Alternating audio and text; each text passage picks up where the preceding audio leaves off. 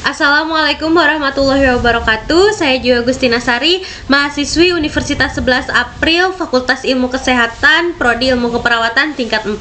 Di sini saya akan mengajak teman-teman semua untuk sama-sama belajar mengenal satu fungsi-fungsi dari aplikasi pengolah kata. Yang kedua yaitu ada menu apa saja di aplikasi pengolah kata, dan juga yang selanjutnya bagaimana cara membuat surat massal. Nah, mari kita lanjut aja ke yang pertama, yaitu apa saja fungsi-fungsi dari aplikasi pengolah kata. Di sini saya menggunakan Microsoft Word. Fungsi yang pertama itu ada fungsi header dan footer. Kita ke menu insert. Nah, di sini ada header dan footer. Header dan footer ini digunakan sebagai catatan halaman. Contohnya kita pilih headernya itu yang blank. Nah, kita bisa ketikkan di sini untuk footernya. Nah, kemudian kita juga bisa melakukan penomboran di page number. Kita pilih yang button of page, pilih yang plain 2. Nah, seperti ini teman-teman. Nah, kemudian fungsi yang kedua yaitu masih di menu insert, ada fungsi pembuatan tabel, di mana kita bisa langsung insert tabel seperti ini atau kita sesuaikan dengan kebutuhan kita. Di sini contohnya kolomnya 3, kemudian numbernya rowsnya 10. Nah, seperti ini. Nah, langsung seperti ini teman-teman. Nah, kemudian yang selanjutnya, menu selanjutnya yaitu ada menu table of content. Nah, itu ada di menu reference. Kita ke menu reference, kemudian di sini ada table of content. Biasanya table of content ini digunakan untuk membuat daftar isi. Nah, kita bisa blok dulu judulnya seperti ini, kemudian kita ke add text. Nah, kita add text si judul yang pertama ini di level 1. Kemudian kita lanjut ke bab 1. Nah, sama ini juga kita add text di level 1. Kemudian untuk subjudulnya kita add text di level 2. Nah, untuk memunculkan table of contentnya, kita tinggal ke table of content dan kita pilih sesuaikan dengan kebutuhan kita. Nah, seperti ini. Kemudian yang selanjutnya itu ada citation and bibliography. Fungsi selanjutnya ada citation dan bibliography. Biasanya ini digunakan untuk pembuatan daftar pustaka. Nah, untuk itu yang pertama kita lakukan itu insert citation. Nah, add new source. Nah, di sini teman-teman bisa pilih apa saja sumber yang teman-teman pakai. Misalkan saya memakai sumbernya itu dari jurnal. Nah, kita klikkan di sini penulisnya, kita ketikkan penulisnya siapa, kita kopas aja ya kalau. Nah, kita klikkan di sini penulisnya. Kalau misalkan penulisnya lebih dari 1, teman-teman bisa klik di edit di sebelah sini. Kemudian selanjutnya yaitu ada judulnya. Kita ketikkan judulnya. Kemudian nama jurnalnya, di-upload di jurnal yang mana, seperti ini. Kemudian tahunnya tahun berapa kita ketikkan. Untuk page-nya itu, jurnalnya itu dari page berapa sampai page berapa, nanti bisa teman-teman lihat di jurnal teman-teman. Nah, seperti ini kita hapuskan saja. Kemudian kita ke bibliografi. Nah, ini bisa disesuaikan, kita pakai yang reference. Nah, jadinya itu seperti ini teman-teman semua. Nah, kemudian fungsi yang selanjutnya itu ada footnotes. Nah, di sini footnotes. Footnotes ini digunakan untuk memberikan keterangan pada suatu kata atau pada paragraf tersebut. Misalkan kita blok dulu mana yang akan kita berikan footnote. Misalkan yang ini kita blok, kemudian insert footnote. Nah, seperti ini kita tinggal ketikkan saja di sini. Misalkan HIV/AIDS.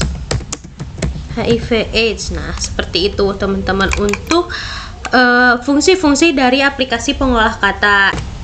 Baik teman-teman, selanjutnya kita akan sama-sama mengetahui apa saja sih menu-menu yang ada pada aplikasi pengolah kata atau pada Microsoft Word. Yang pertama itu ada menu file. Di menu file ini ada info. Di sini segala informasi tentang kita ada di sini. Kemudian ada menu new. Di sini kita bisa memilih apakah kita akan menggunakan dokumen yang kosong atau menggunakan dokumen yang sudah ada template-nya. Kemudian menu open. Di sini kita bisa membuka file apa yang ingin kita buka. Nah, untuk save ini untuk menyimpan dokumen baru. Kemudian untuk save as ini digunakan untuk kita menyimpan dokumen tanpa mengubah dokumen yang sudah ada. Kemudian untuk print ini untuk menu print biasanya digunakan untuk ketika kita akan memprint sebuah dokumen. Nah, kemudian ada menu share, export, close, account, dan option. Kemudian kita ke menu home. Nah, di sini ada clipboard. Nah, di menu font ini yang pertama itu ada jenis huruf. Kita bisa memilih jenis hurufnya apa di sini gitu. Kemudian ini ukuran huruf. Kemudian ini untuk menentukan besar dan kecilnya huruf. Kemudian di sini ada bold. Bold ini digunakan untuk mempertebal kata atau huruf yang ingin kita tonjolkan. Kemudian ada italic. Kemudian ada underline. Nah, ini untuk memberikan pangkat pada hitungan matematika. Nah, ini di sini untuk mewarnai font kita. Kemudian di sini ada bullets untuk kita jika mau memberikan poin seperti itu kita bisa menggunakan ini. Nah, di sini ada angka juga untuk penomborannya. Di sini ada paragraf, kita bisa menggunakan Just TV, kemudian elegant right, elegant left, kemudian di sini ada spasi. Nah, selanjutnya itu ada menu insert. Nah, di insert ini ada menu page, menu table yang tadi sudah kita sama-sama pelajari, dan juga menu illustration. Di sini kita bisa memasukkan gambar baik secara online maupun dari fisik kita. Kemudian kita bisa membuat bentuk shape, persegi panjang, bulat. Nah, di sini ada smart art dan chart untuk membuat diagram seperti itu. Nah, di sini tadi kita sudah jelaskan juga ada header, footer. Kemudian ada menu desain. Nah, di menu desain ini kita bisa mengubah backgroundnya apakah ingin diwarnai atau misalkan ada tulisan di lembaran kita, di page kita seperti itu. Nah, kemudian ada page layout. Nah, page layout ini ada page setup di mana di sini ada orientation, apakah kita ingin landscape atau portrait. Kemudian ada margin, bisa disesuaikan marginnya. Kita pilih yang normal aja. Kemudian size-nya juga kita bisa sesuaikan, misalkan A4. Di sini ada bricks, page selanjutnya, next page, seperti itu. Kemudian ada menu reference. Tadi juga kita sudah belajar bagaimana cara pengaplikasian table of content, footnote, dan citation and bibliography. Nah, kemudian ada menu mailing. Di sini ada create, ada envelope, ada label. Kita bisa membuat label di sini. Kemudian ada mail merge. Nanti kita akan belajar tentang mail merge dalam pembuatan surat massal. Kemudian ada review. Di sini ada review. Kemudian ada menu yang terakhir adalah menu view. Kita bisa misalkan rulernya mau dihilangkan atau rulernya mau ditampilkan atau tampilannya mau multiple page atau one page. Bisa seperti itu, teman-teman. Nah, itu menu-menu yang ada di aplikasi pengolah kata. Baik teman-teman, selanjutnya kita akan belajar bagaimana cara membuat surat massal. Nah, di sini saya menggunakan dua aplikasi, yaitu ada Microsoft Word dan Microsoft Excel. Nah, Microsoft Word ini kita akan menggunakan menu mailing, yaitu menu pada mailing salah satunya mail merge. Nah, di sini kita juga akan menggunakan Microsoft Excel untuk membuat master suratnya. Saya akan membuat surat ini. Saya pakai surat yang sudah pernah saya buat, dan surat ini akan disebarkan ke beberapa orang. Nah, di sini kita ketikkan teman-teman di Excel. Misalkan yang ini kepada, di sini alamat. Nah, kita ketikkan namanya. Misalkan saya mau memberikan surat tersebut kepada Ibu Mona Yulianti. Alamatnya di mana? Misalkan di Ciberem. Kemudian pada Ibu Karwati di Tanjung Sari. Kemudian pada Ibu Puji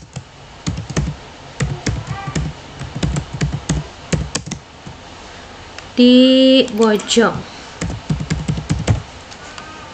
Nah, kemudian kepada Ibu Afrianti di Sumedang Utara. Nah, seperti ini. Kemudian ini kita save, teman-teman. Kita save. Di sini kita kasih nama master surat. Kita save. Nah, setelah kita save, kita masuk ke Microsoft Word, kemudian kita ke menu mailing.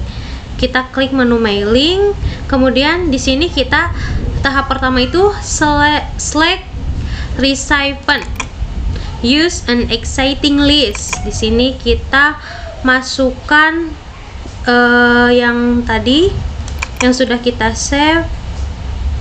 Saya save di sini master surat.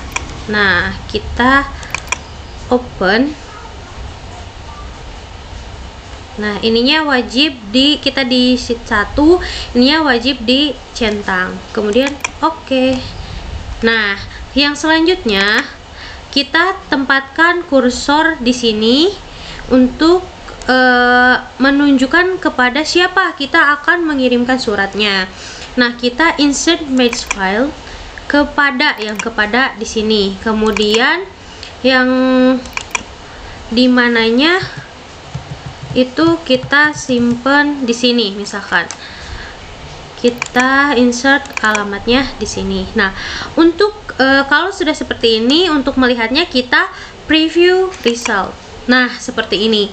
Ini sudah berubah Ibu Mona Yulianti di Ciberem. Kita lihat yang selanjutnya Ibu Karwati di Tanjung Sari, kemudian Bu Puji di Bojong, dan Ibu Afrianti di Sumedang Utara. Nah, seperti ini teman-teman. Kemudian bagaimana sih cara ketika kita ingin men-save atau misalkan kita ingin mengeprint dokumen? Kita klik finish and merge. Di sini kita print dokumen. Nah, ini all ketika teman-teman semua ingin memprint semuanya, mulai dari halaman yang pertama sampai yang keempat. Kemudian yang selanjutnya, kalau misalkan teman-teman hanya ingin memprint halaman yang yang pertama saja misalkan, atau yang sedang kita buka saja. Kemudian atau teman-teman bisa from, di sini bisa tulis misalkan dari page 1 sampai page 2 gitu yang mau teman-teman print. Kita klik all saja. Oke. Nah, di sini ini bisa langsung teman-teman print, klik OK, atau misalkan mau kita save nih ke bentuk PDF. Kita save ke bentuk PDF. Kita Microsoft Print to PDF. Kita pilih yang ini. Pilih Microsoft Print to PDF. Tinggal OK. Nah, tinggal kita pilih mau disimpan di mana, misalkan di sini. Kita klik namanya itu Surat Bina Desa. Kita save. Nah, kita lihat apakah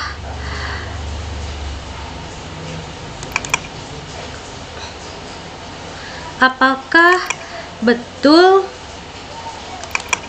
sudah tersimpan. Nah, di sini kita lihat apakah betul semuanya dari page 1 sampai page 4. Kita cek, teman-teman.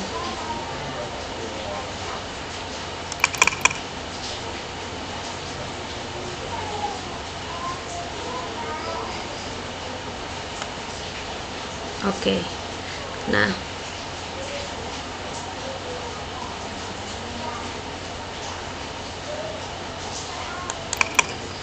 Nah, ini ya Bu Mona yang pertama, kemudian Ibu Karwati, kemudian Bu Puji, dan Ibu Afrianti. Seperti itu, teman-teman, untuk cara membuat surat massal menggunakan Mailmage. Begitu. Mungkin sekian pemaparan dari saya. Semoga apa yang saya paparkan bisa bermanfaat bagi teman-teman semua. Mohon maaf apabila masih terlalu banyak kekurangan dalam penjelasan saya. Mudah-mudahan apa yang saya jelaskan dapat tersampaikan. Saya mohon maaf atas kesalahan saya. Sampai bertemu lagi di tutorial selanjutnya.